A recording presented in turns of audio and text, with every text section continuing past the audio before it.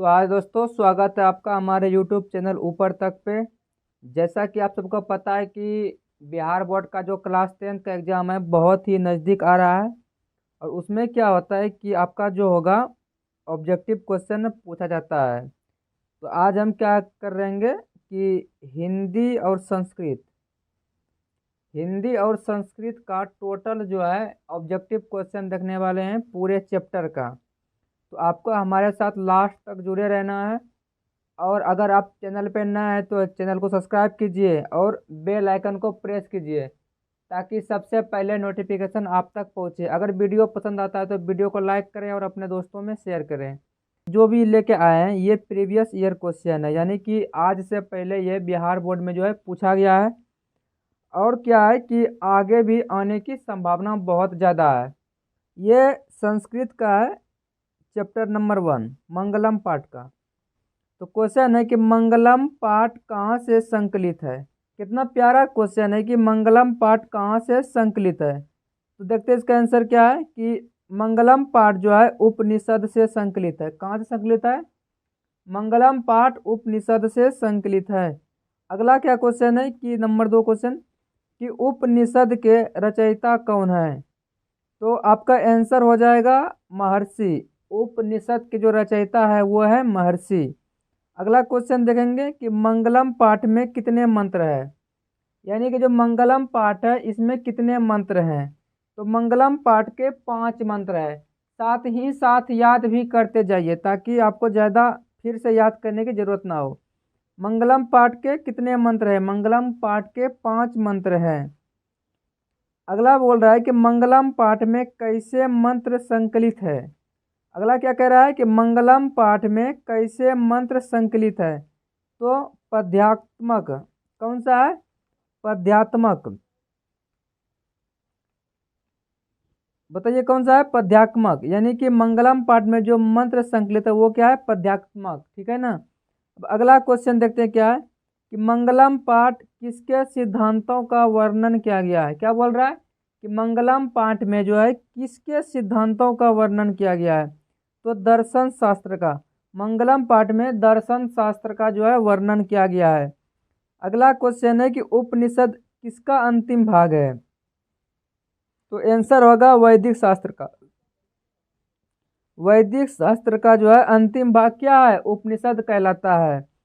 अगला क्वेश्चन है कि उपनिषद कितने हैं, यानी कि उपनिषद कितने होते हैं। तो आपका आंसर आ जाएगा 7। टोटल उपनिषद की संख्या 7 है। अगर आप लोग चाहते हैं कि इस सारे ऑब्जेक्टिव का आपको पीडीएफ मिले तो हमारे टेलीग्राम चैनल है ऊपर तक। टेलीग्राम चैनल है ऊपर तक, यहाँ जुड़िए। और डिस्क्रिप्शन में व्हाट्सएप ग्रुप का लिंक है, उस पर जो है आप लोग क्या कर सकते हैं, जुड़ सकते हैं। नहीं तो मेरा नंबर है, नंबर नोट कर लीजिए 6299704239। इस पे आपको अपना नाम लिख के सेंड करना है और इस पे आपको पीडीएफ मिल जाएगा। तो चलिए अब अगला क्वेश्चन देखते हैं क्या है।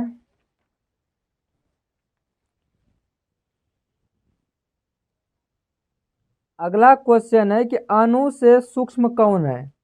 तो अणु से जो सूक्ष्म है वो क्या है? आत्मा है। अणु से सूक्ष्म आत्मा है। अगला क्या कह रहा है कि महान से महान कौन है। तो महान से महान आपका आत्मा है। क्या है? महान से महान आपका आत्मा हो गया। फिर क्या है कि यह संसार किसके द्वारा संचालित है, यानी कि ये जो पृथ्वी है, ये संसार है, ये पूरा दुनिया है, वो किसके द्वारा संचालित है। तो आप दीजिएगा परमात्मा के द्वारा। जो संसार है वो परमात्मा के द्वारा क्या है? संचालित है। ये किसमें कहा गया है? ये मंगलम पाठ के अनुसार है। अगला बोल रहा है कि क्वेश्चन नंबर 11 है कि किसकी विजय होती है, यानी कि किसकी विजय होती है, जो हमेशा जीतता है। कौन है जो हमेशा जीतते रहता है? सत्य की। सत्य यानी कि जो सत्य के रास्ते पे चलेगा उसकी हमेशा क्या होगी? जीत होगी, विजय होगी। अगला कह रहा है कि किसकी विजय नहीं होगी, यानी कि कौन है जो हमेशा हारता रहेगा, उसकी विजय नहीं होगी। यानी असत्य की, यानी कि जो भी व्यक्ति क्या बताएंगे, जो भी व्यक्ति असत्य के मार्ग पे चलता है उसकी विजय नहीं होती है। तो अगला है कि हमें विजय कैसे प्राप्त करनी है, यानी कि विजय कैसे प्राप्त होती है। तो विजय अगर आपको प्राप्त करना है तो क्या करना है आपको सत्य से, यानी कि आपको हमेशा सच्चा रहना होगा, सत्य के वचन पे आपको चलना होगा, तब आपको विजय प्राप्त होगा। अगला कहता है कि सत्य का मुख्य किस पात्र से ढका हुआ है। यानी कि अभी के समय में बताइए क्या है कि जो भी व्यक्ति है वो सत्य बोलना चाहता है, लेकिन उसका मुंह क्या होता है कि किसी चीज़ से बंद कर दिया जाता है। तो वो कौन सा वस्तु है मंगलम पाठ के आधार पर जिससे कि सत्य का मुंह को बंद कर दिया जाता है। तो वह हिरणमय पात्र से, किससे, हिरणमय पात्र से, यानी कि सोने जैसी पात्र, यानी कि सोने जैसी महंगी या किसी भी कीमती वस्तु से किसी सत्य बोलने वाले व्यक्ति का मुख क्या कर दिया जाता है, बंद कर दिया जाता है। अगला क्वेश्चन है कि धर्म प्राप्ति के लिए किसे हटा दें। यानी कि अगर आप चाहते हैं कि आपको क्या हो, धर्म की प्राप्ति हो, क्या हो, धर्म की प्राप्ति हो, आप किसे हटाना चाहेंगे। तो आंसर है हिरणमय पात्रेन को। किससे, हिरणमय पात्रेन को या सुवर्ण। अगर आप लोग चैनल पे नए हैं तो हमारे चैनल ऊपर तक को सब्सक्राइब कीजिए, ऊपर तक को। यहाँ पे क्या है कि आपको बिहार बोर्ड से सारे इम्पोर्टेंट क्वेश्चन की जानकारी मिलेगी और चैप्टर वाइज भी मैथ का, साइंस का सारा ऑब्जेक्टिव वगैरह सब क्या हुआ है, आप लोग प्लेलिस्ट में जाइए और उसे वीडियो देखिए। अगला क्या बोला कि सत्य धर्म की प्राप्ति के लिए किसे हटा दें। अगर आप धर्म यानी सत्य की प्राप्ति करना चाहते हैं तो आप इनमें से किसे हटाएंगे। तो आपको क्या हटाना है, हिरणमय पात्र को। किसको, हिरणमय पात्र को या सुवर्ण को, यानी कि जो सत्य बोलने वाले के मुख पे रखा गया था सोने जैसी वस्तु, कीमती धातु, उसे हटाना होगा। अगला क्वेश्चन क्या है कि नदियाँ समुद्र में कैसे मिलती है।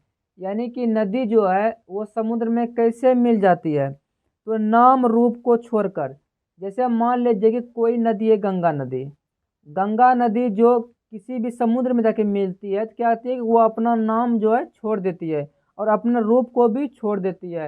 यानी कि जितनी नदी की चौड़ाई है समुद्र में जाने के बाद उसकी वो चौड़ाई नहीं रह जाती है, वो समुद्र में क्या होती है, विलीन हो जाती है। तो नदी जो समुद्र में मिलती है नाम और रूप को छोड़ के मिलती है। अगला ऑब्जेक्टिव है नदियाँ नाम रूप को छोड़कर किस में मिलती है। यानी कि नदी जो है वो अपना नाम और रूप को छोड़कर किस में मिल जाता है। तो नदी जो है नाम रूप को छोड़कर समुद्र में, किस में मिल जाता है, समुद्र में मिल जाता है। सारे इंपॉर्टेंट और वीवीआई क्वेश्चन है। अगर आपको पसंद आ रहा है तो लाइक कीजिए और दोस्तों में जरूर शेयर कीजिए। अगला क्वेश्चन है कि हिरणमय पात्र से किसका मुख ढका हुआ है। क्वेश्चन है मेरे प्यारे बच्चों कि हिरणमय पात्र से किसका मुख ढका हुआ है। तो प्यारे बच्चों हिरणमय जो पात्र है उस सत्य का मुख ढका हुआ है। किससे, हिरणमय पात्र से सत्य का मुख ढका हुआ है। तो अगला देखते हैं क्वेश्चन, प्राणी के हृदय में क्या बोल रहा है, प्राणी के हृदय रूपी गुफा में कौन विद्यमान है। यानी कि किसी भी मनुष्य के जो हृदय रूपी गुफा है उसमें कौन विद्यमान रहते हैं, कौन उपस्थित रहते हैं। तो हम लोग देखेंगे आत्मा। यानी कि प्राणी यानी कि मनुष्य के हृदय रूपी गुफा में आत्मा क्या रहते हैं, विराजमान रहते हैं। तो अगला क्वेश्चन देखते हैं, देवलोक का मार्ग किससे प्रस्तुत होता है। तो बच्चों आप लोग बताइएगा कि देवलोक का मार्ग किससे प्रस्तुत होता है। यानी कि अगर आप लोग देवलोक जाना चाहते हैं तो आपको क्या करना होगा, कैसे आप देवलोक जा सकते हैं। तो सत्य से, अगर आप जीवन भर सत्य का अनुसरण करेंगे तो ये संभव है कि आप देवताओं को प्राप्त होंगे। तो चलिए हम अगला क्वेश्चन देखते हैं। 20 नंबर तक क्वेश्चन हो गया। तो प्यारे बच्चों क्वेश्चन नंबर 21 है। तो क्वेश्चन नंबर हम 21 देखेंगे कि मंगलम पाठ में किसकी महिमा का गान किया गया है। तो जैसे कि आप सबको पता है कि मंगलम पाठ में किसकी महिमा का गान किया गया है। तो आंसर आपका आ जाएगा परमात्मा का। यानी कि मंगलम पाठ जो है इसमें परमात्मा का गान किया गया है। अगला क्वेश्चन है परमात्मा कहाँ रहते हैं। यानी कि परमात्मा यानी ईश्वर जो है वो कहाँ रहते हैं, घर में रहते हैं, होटल में रहते हैं या 5 स्टार होटल में रहते हैं। परमात्मा कहाँ रहते हैं। तो परमात्मा कनक में रहते हैं। किस में रहते हैं, कनक में। परमात्मा कनक में रहते हैं, ठीक है ना, यही ऑप्शन में आएगा, यही मार देना है। अगला क्या बोल रहा है कि हिरणमय, हिरणमय, हिरणमय बीच में डैश डैश है, दुष्टो यह मंत्र किस उपनिषद से लिया गया है। हिरण्मयन लास्ट में दुष्टो आता है। यह मंत्र किस उपनिषद से लिया गया है? तो प्यारे बच्चों इसका आंसर है ईशावास्योपनिषद। क्या है? ईशावास्योपनिषद। याद रखना आप लोग को अच्छी तरीके से, ईशावास्योपनिषद। अगला देखिए लाइन है, इस ईशावस्प निषद महतो डैश डैश डैश आत्मा। इसके बीच में क्या फील होगा? इसके बीच में फील होगा कठोर निषद। क्या होगा? कठोर निषद। ये सारे क्वेश्चन जो है परीक्षा में पूछे गए हैं प्रीवियस ईयर में, तो आप लोग ध्यान से देखिए। अगला क्या है? सत्यमेव जयते। क्या बोल रहा है? सत्यमेव जयते, बीच में डैश डैश है, विद्यानम। यह मंत्र किस उपनिषद से लिया गया है? तो यह जो मंत्र है मुंडको उपनिषद से लिया गया है मेरे प्यारे बच्चों, मुंडको उपनिषद से लिया गया है। तो अगला क्वेश्चन क्या है? यतानदो। क्या है? यतानदो, यह मंत्र किस उपनिषद से है?